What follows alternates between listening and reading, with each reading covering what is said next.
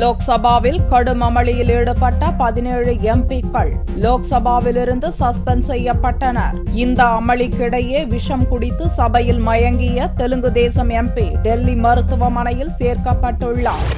லோக்சபாவில் தெலங்கானா மசோதா தாக்கல் செய்யப்பட்டதை தொடர்ந்து பெப்பர் ஸ்ப்ரே தெளிப்பு, எம்பிக்களிடையே குத்துச்சண்டை, மேஜை கண்ணாடிகள், மைக்குகள், கம்ப்யூட்டர் உடைப்பு என வரலாறு காணாத அமளி நடந்தேறியது. பிற்பகல் 2 மணிக்கு மீண்டும் சபை கூடிய போதும் சீமாந்திராவைச் சேர்ந்த அனைத்துக் கட்சி எம்பிக்களும் கடும் அமளியில் ஈடுபட்டனர். தெலுங்கு தேசம் எம்பி கே நாராயணராவ் பாட்டிலில் இருந்த விஷத்தை குடித்துவிட்டு சபையிலேயே மயங்கி விழுந்தார். அவர் உடனடியாக ராம் மனோகர் லோகியா மருத்துவமனைக்கு கொண்டு செல்லப்பட்டார். இதையடுத்து மீண்டும் சபை ஒத்திவைக்கப்பட்டது.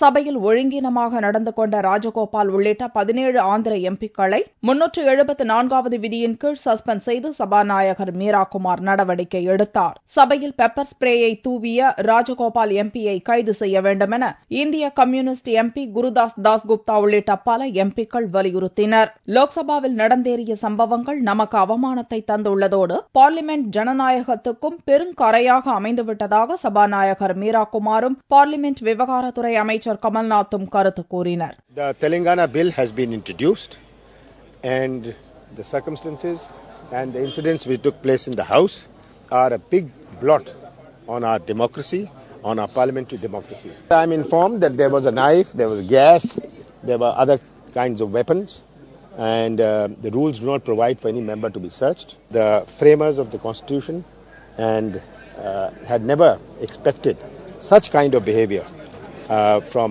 sitting members.